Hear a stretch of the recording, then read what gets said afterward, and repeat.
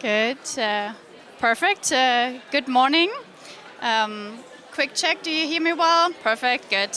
All good? So we have a nice intimate audience so far, and the session will also be recorded, so other people can see it afterwards as well. So welcome to the AI stage. It's a stage jointly created by the ETH AI Center in EPFL, and we start the session by talking about how to build Europe's next Scaleups. So my name is Anne-Laurine. I'm leading the entrepreneurship team at the ETH AI Center. I'm a founder myself as well. I'm a physicist with a PhD, transitioned out of academia and never really went back. And I have with me Matteo. He's one of the co-initiators of JFloor and the first cohort participant of Relativity Collective. And before I go into the question part, I want to give you a little bit of an overview what is happening at the moment and give you a little story of time and how AI is changing the way we build companies. So basically, the speed of company building is changing from years to weeks. So Facebook, back then when they got an investment from Microsoft in 2007, they went to a 15 billion valuation in 3 years after founding. At that time, that was incredibly fast. Everyone was like, "Oh, wow, that's amazing." In 2023, Mistral AI, so they're building frontier LLMs, they raised 150 million just 4 weeks after incorporation. And they had no product, they had no revenue, just a 7-page memo. And nowadays, that isn't the exception anymore, so it's getting really the standard.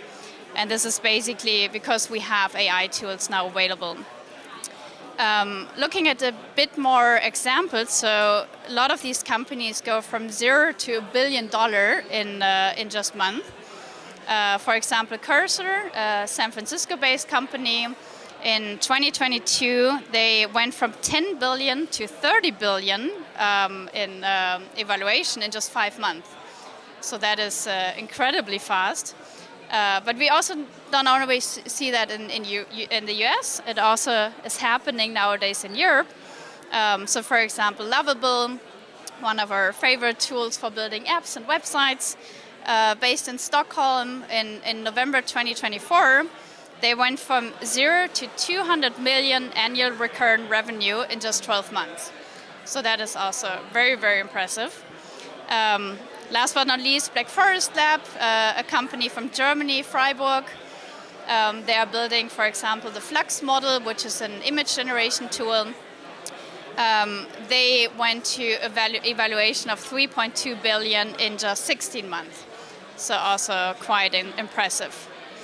I want to also highlight, as you can see, I'm a physicist, I love numbers, but I also want to highlight a bit how long it took these companies to go to 1 million users. You might have heard that already. Facebook, it took them 10 months to get to 1 million users. Instagram did it in 2.5 months. And ChatGPT it took them 5 days. So adoption nowadays is also really, really fast, and you also have to keep that in mind when building companies. So now, what are the forces that compress these timelines? And one is definitely AI is helping. So tiny teams can now create massive outputs. So you don't need hundreds of engineers anymore. You can do it with a few people. Product launches are instant and global. And sometimes capital even moves before you have a product. The most famous, a big example is Jan LeCun's AMI Labs. He raised a 1 billion seed round, which was quite impressive, that was the largest European seed round. Europe for a long time had great talent, but not enough scale. And I think this needs to change, and I also see there's a shift happening at the moment. We already produce great AI companies. We have one of the highest AI talent density in Switzerland, especially in Zurich, which is really good. and a lot of the US companies are also based here now. And I think the shift is not only technological, but also social. And AI really compresses this path from idea to scale up. So great founders nowadays, they can skip the startup phase and go directly into the scale up phase with the help of the AI tools. And but what is needed to do this is raise the bar of ambition. So we need to think much bolder, and I think that is something the US is doing really well, and Europe is still lacking. But we need to have these big ideas in mind, and we need to raise our mindset.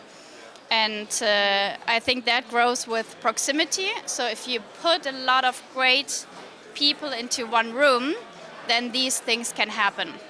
And if you are, for example, in the same room with someone who built one of these billion-dollar companies with a tiny team, you might think, hey, maybe I can do that as well. And if you see someone vibe coding something over on a night, you also, hey, I can do that as well. But you need to have these role models and you need to have these examples. And that's really why we, at the ETH AI Center, we co-initiated the Relativity Collective, which is a retreat in the Austrian Alps where we bring young, talented people together and create these ambitions. And with that, I'm introducing Matteo again. So he was one of the participants of the very first cohort that happened this year. And so yeah, maybe in your own words, what is Relativity Collective, what happened, and give us a little bit of an overview. Well, thanks for having me, first of all. Relativity Collective, what was Relativity Collective? Well, Relativity Collective, first of all, I think it's a group of people. It's really having together ambitious founders coming from all over Europe. And it was really about putting all of these people together in the same space in the Austrian Alps for a 3 days retreat. I've been had the honor to be part of the first cohort 0. That's actually the one who's shaping the future of Relativity Collective. So this retreat was a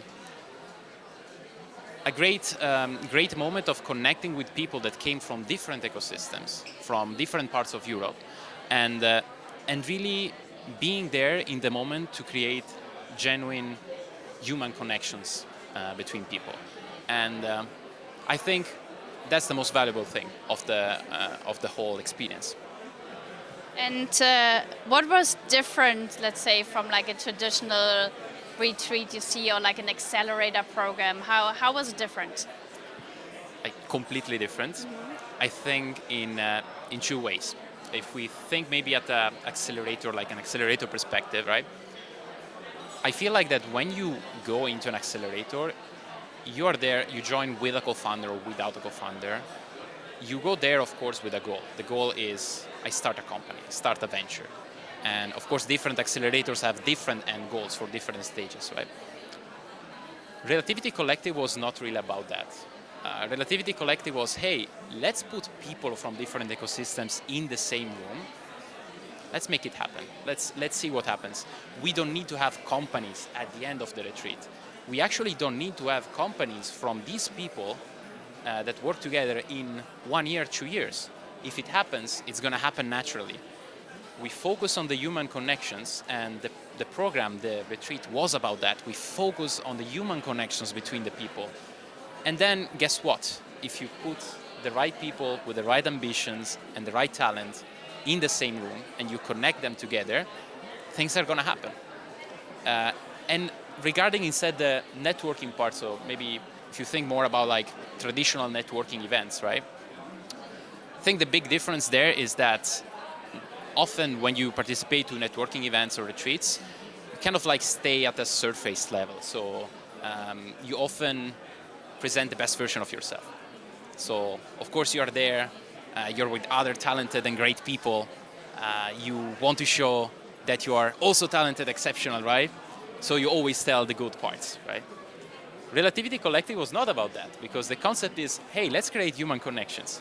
So yes, we talk about what we built, why we're here, our ambitions and our story, But we go a level deeper and we talk about our insecurities, our vulnerabilities, the things that actually then create the connection between the people. So that was connecting. It was not a networking. It was a connection. It was an event for connections. I think one level deeper than anything else that I participated before. Very cool. Sounds very inspiring. You all met in, I think, Munich, right? And you took a bus going to the Alps. Yeah. So how was that first moment when you all met? What happened there? So it was feeling like out of a movie, honestly. So we all met, I think around 30 people. We all met in Munich, not knowing basically each other. Like there were some connections, some people I knew before, but most of the people I didn't know. So we meet there, and then we are told on the spot, hey, by the way, do you have your passports, your ID cards with you? Because we might change countries today. And we're like, what does it mean? Yeah, because we are going somewhere. We didn't know we were going to the Austrian Alps. We jumped on the bus, and we took this trip, I think was an hour and a half, without knowing what was actually the final destination. This put like a little bit of an interesting part in the whole journey. But the bus trip was actually, I think, the moment where there was this shift from, oh, this is a networking event, and oh, this is actually something more. Feels different. Yeah, exactly. In that bus trip, we actually went through with all the people with this presentation about the best version of ourselves. Everyone was presenting what they did in the past, their experience, and so on. And as I was listening to every single member of the cohort, I was like, oh my God, like all of these people are crazy. Like they built so many cool things. What am I doing here? I was like, everyone's super cool.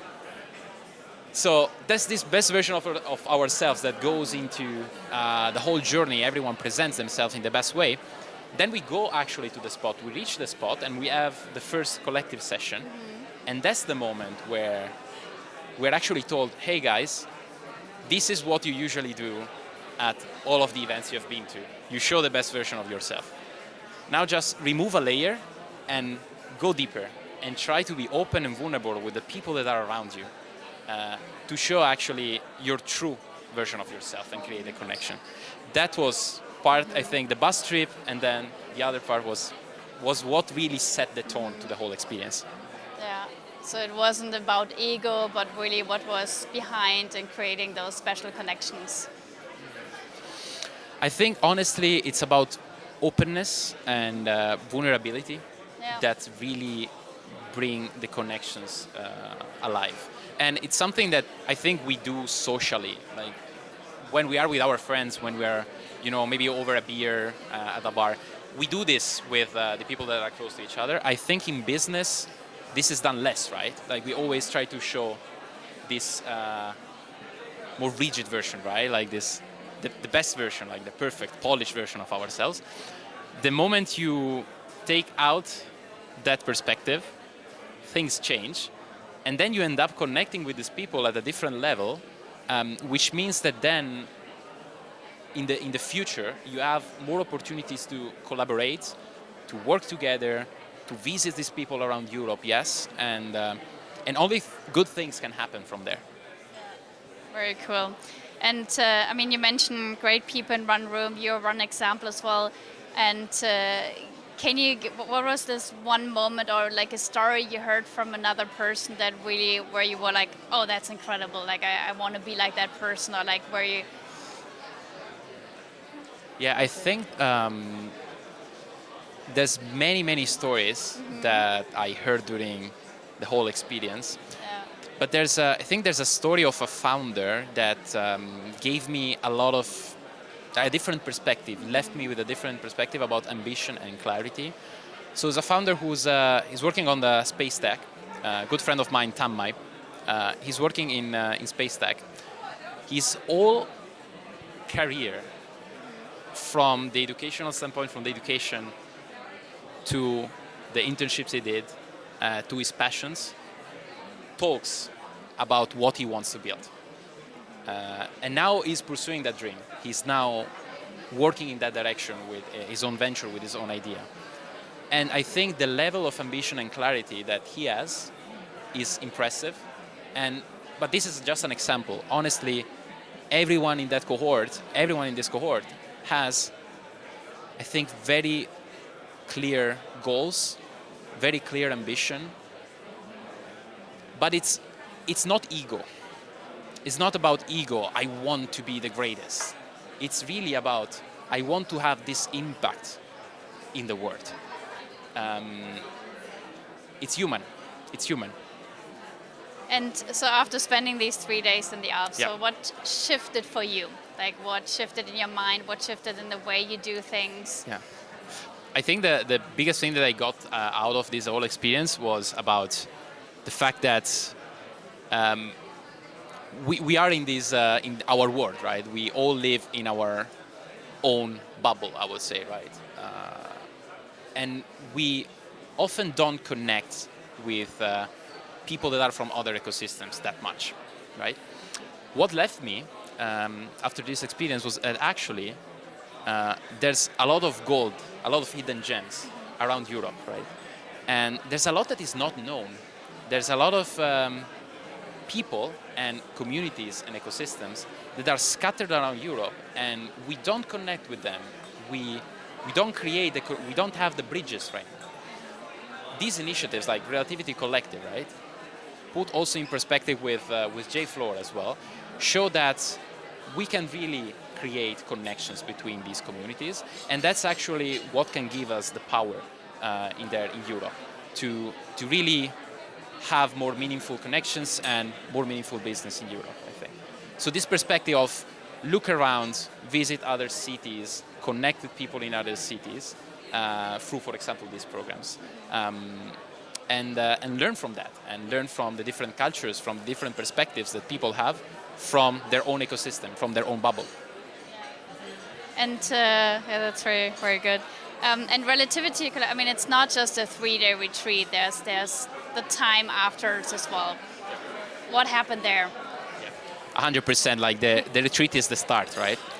At the retreat, what happens is that you put the people physically in the same room, but then the community is there. Like we now connected through socials, through like a great group, messaging group as well, WhatsApp, and there like people just share their wins and also ask for help. They just connect with the other ones in there, and it's crazy to think like that now. You know, I have, for example, I myself have very great connections with these people, with friendships as well, that span all across Europe, and all these people are building cool stuff. So literally, very often I catch up with these people, or I actually end up meeting these people randomly in different cities in Europe. Recently I went to a hacker villa and I had one person from the RC cohort 0 joining me there. So these people are going to be around in Europe, I think. They're going to be in great positions in Europe, and we're going to end up stumbling on each other a lot. And then this is just the start, I think. Like we are being part of this group, cohort 0, the first cohort of Relativity Collective. There's going to hopefully be more in this direction. And this is just going to build up. So there's going to be more and more people joining the community. And yeah, it's going to be impressive. Yeah, cohort 0 was just the start. Exactly. That's good. Exactly. And yeah, going a little bit deeper into what happened during those 3 days, because I think it's hard to imagine how you create these connections. And I mean, just putting 30 people in one room doesn't just do it, right? Just doing one vulnerability session also doesn't do it. Could you have like a bit more example on what exactly you were doing there and some of the sessions that you really enjoyed? Yeah, I think the first one that I mentioned before, right, talking about, for example, our vulnerabilities, it was very important because it set the tone. There were a lot of social activities that you don't do on a networking event usually when you're with other startup founders and so on. It was really active, I think. That was what's really set the tone. There was a lot of time as well that we could spend with specific groups of people. There were a lot of late night chats, completely unplanned. And I think at some point the organizers actually removed some of the activities because they were seeing that we were connecting with each other so well over over drinks that it was completely fine to actually let the connection happen naturally. One exercise that I think was really interesting was thinking about, for example, specific scenarios in the future of AI. So we think about in 20 years what AI is going to look like, and we are given hints about these can be the potential scenarios that we have in front. Let's try to build a profitable business on this, and let's try to pitch it, right? The exercise, the power of the exercise was not about having a fully fledged business or pitching the best business ever, but was in reflecting in the scenario itself. So for example, with my group, we had, I think, 3-4 hours. I think we spent 2.5 hours talking about the future of AI in that specific setting. Yeah. And that exercise was the most valuable part. That part of the exercise was it. Because in that case, really, there was a lot of conversation also, I think, philosophically, I think ethically speaking, about do we want to go into this direction, or do I feel actually with my idea, with my products, with my contribution to the world, I want to shift in another direction for the future of AI, for the future of society. Those were really great bonding experiences, I think. That's true. It's true. And the next cohort is opening soon, so in the summer. So if you're also interested, check it out. Is there anything you would change for the next cohort? Anything that the program should do differently? I think it was great, honestly. Yeah, I would not change anything. The format, the people, the focus on selecting people with this right mindset in terms of connections, I think human connections. I will not change it. Good. And then I want to transition to, Relativity Collective is all about bringing great people into one room. And this is also something that you built with JFloor. So creating communities, and that is super valuable. So can you give us an overview what JFloor is and what your vision is? Sure. What is JFloor? JFloor, first of all, it's a community of people. It's a community of engineers, builders, founders that is based in Zurich. And we have an association, and we provide office space for our members, completely for free, without asking for any equities, without asking for any fees, and actually without running any type of acceleration program. That's the goal. We provide just the room. We let the people stay in the room, build their companies there, people using it also like 7 days per week, right? Basically living the space. And we let everything else happen. It's about the connections with the people. It's about the value of the exchange with different perspectives of people that are in different stages also in their entrepreneurial journey, that they have a meeting point. They now have, I think for the first time in Zurich, a meeting point where they can meet, they can build together, and they can exchange ideas. And they can help, and they can get help by others. I think that's the essence of JFloor, really. A community and a space. Perfect. And you also saw a need that is missing, right? You were at Student Project House before, so how did that transition happening? Yeah, so the story is that the community is much older than JFloor, the association itself, that we launched basically 1 month ago. The community started, as you said, from the Student Project House, and during the years we built this community naturally. Like it was not planned. It was like literally people joining the group, which at the end is a group of friends. And everyone was so ambitious, so driven to build successful companies, and everyone so open to share their success and also their struggles with the other ones. And that's where the power really was, right? Where the power really is in the community. And we had many people turning successful, graduating from the community in the sense of opening their own offices, many going to YC, some people also moving to SF as well, yes. Many success stories. And the moment when we were thinking about JFloor, this something has been in the mind for a while for many, many people.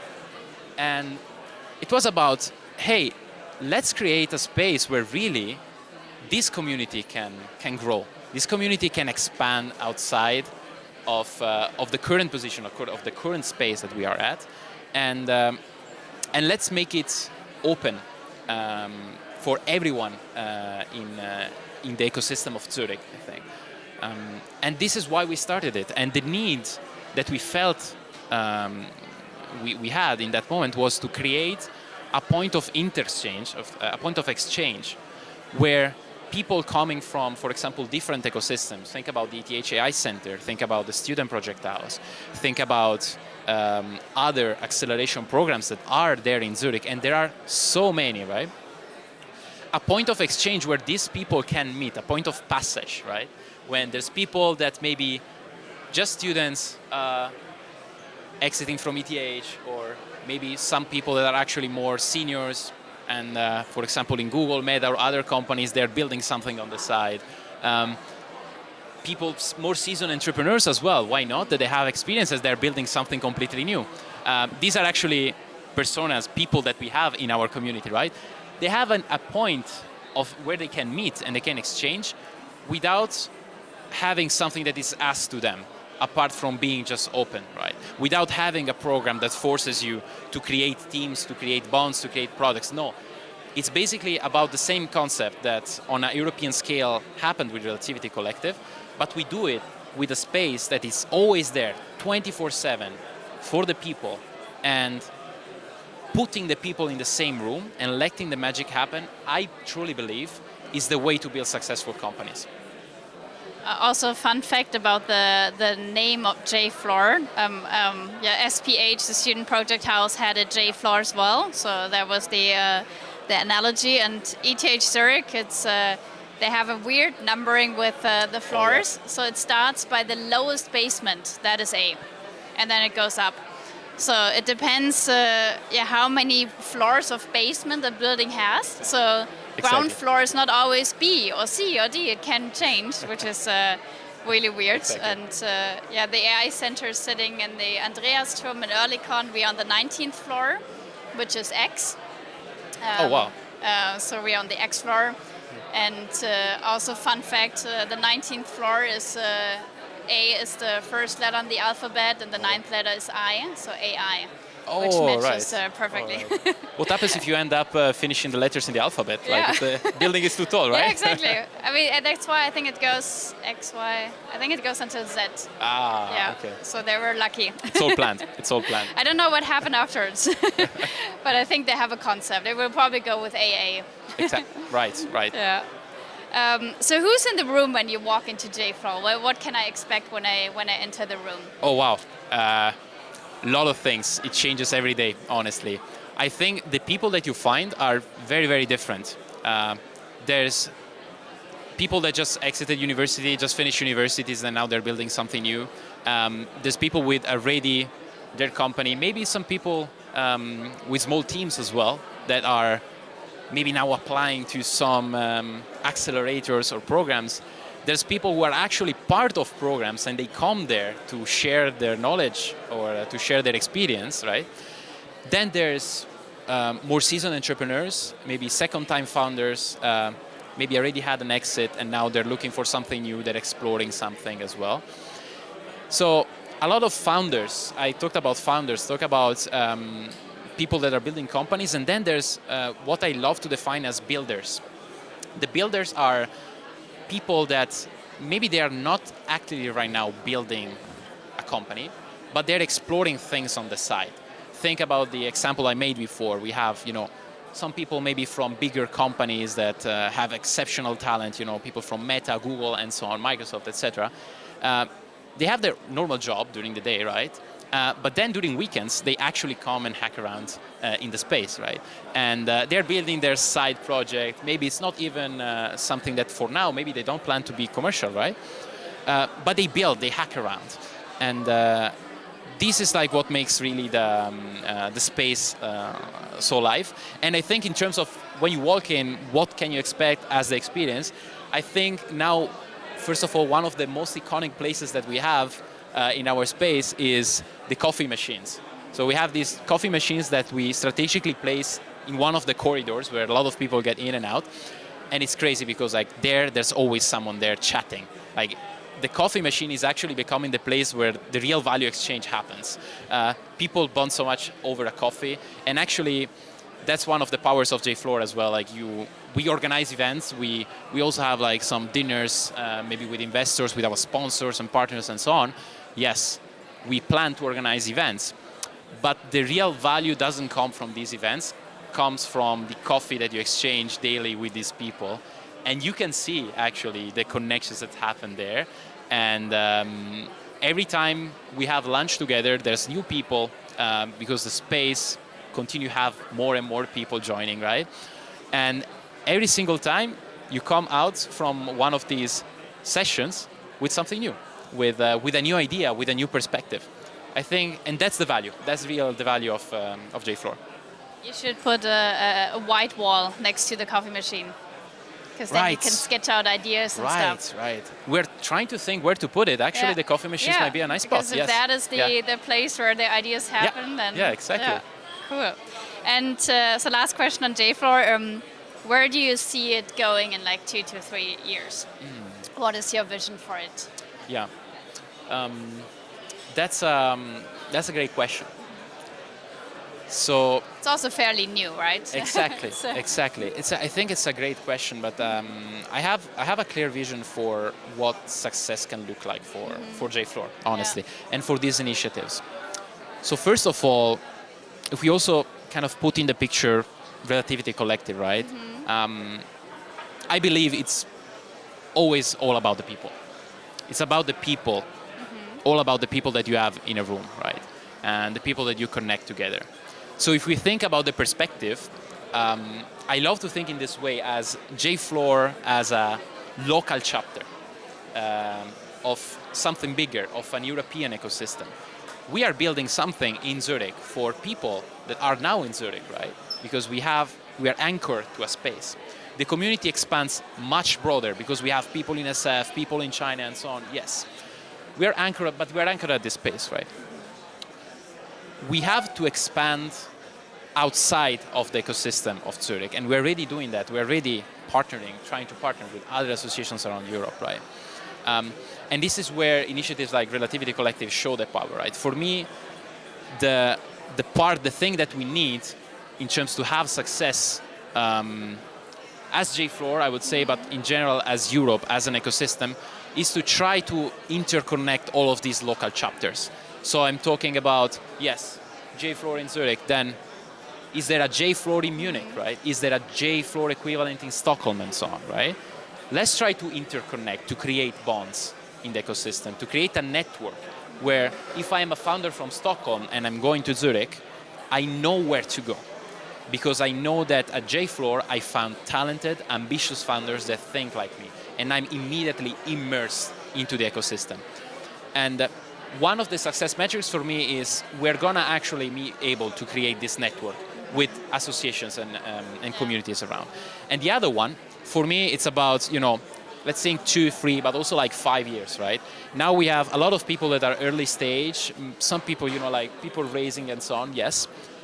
But the true success is gonna be when in our community of, I call them alumni, right? Like graduates from JFloor, maybe people that don't use anymore JFloor, they had success.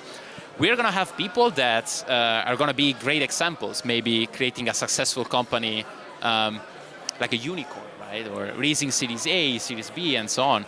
We're gonna have these success stories in the community of JFloor.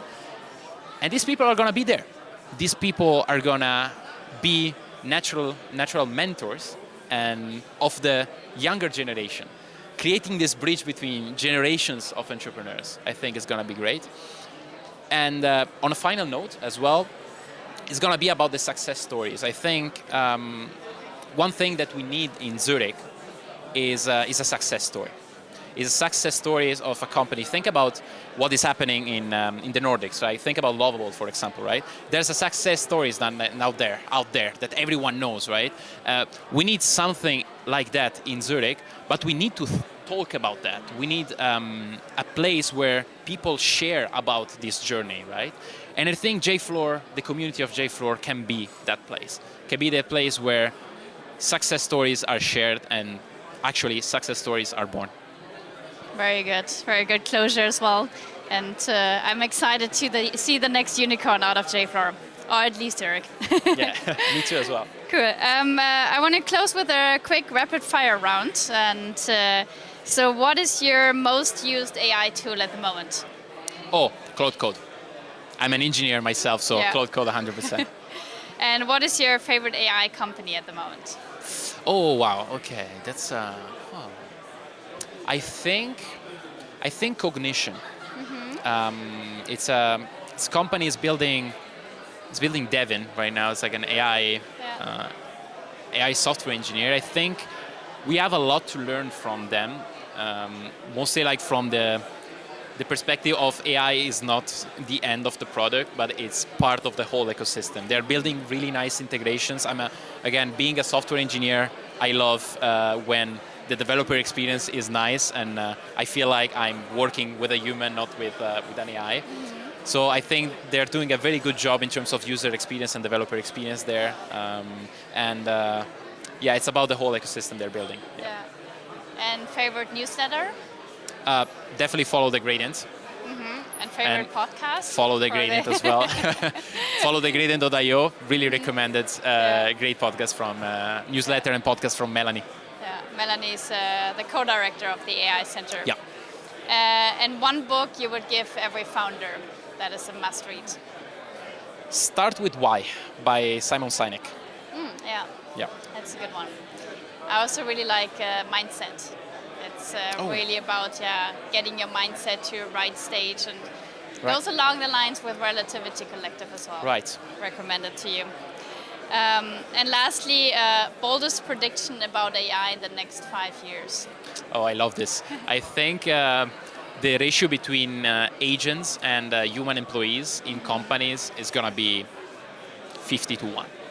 We are going to all manage our own agents in companies, and I'm not just talking about startups. This is going to expand outside as well. Yeah, very cool. Good.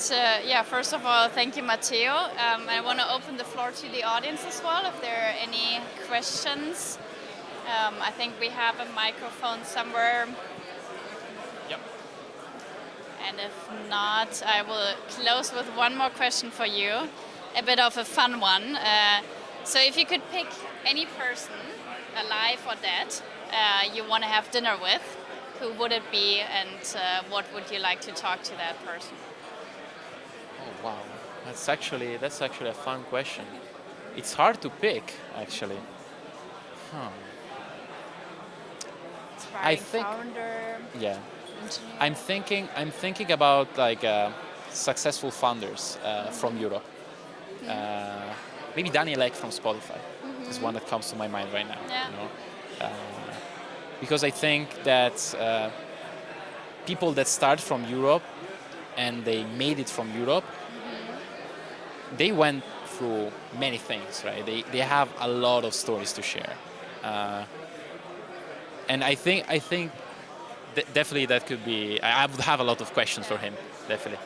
Interesting, because he was at the AI Center, I think, beginning of the year, or end of last year. Oh, yeah, so there would have right. been the chance to meet him. I know. Actually, I think I missed that. I was not here. Yeah. So close. Oh, I so just close. came back from maternity leave, so it was also a bit tough for me. Okay. But you that was managed a very it. exciting session. So yeah, if you ever want to know more about what we do also at the AI Center, we have a great website, we have a good newsletter, we post a lot on LinkedIn as well. Follow Matteo as well, JFloor, Relativity Collective. And we are also around after the session and during the day if you want to catch us. And with that, I want to thank you for attending and for the great session. And thank you for Matteo. Thank you. For your Thank you so much, insights. and thank you all for listening. Thank you.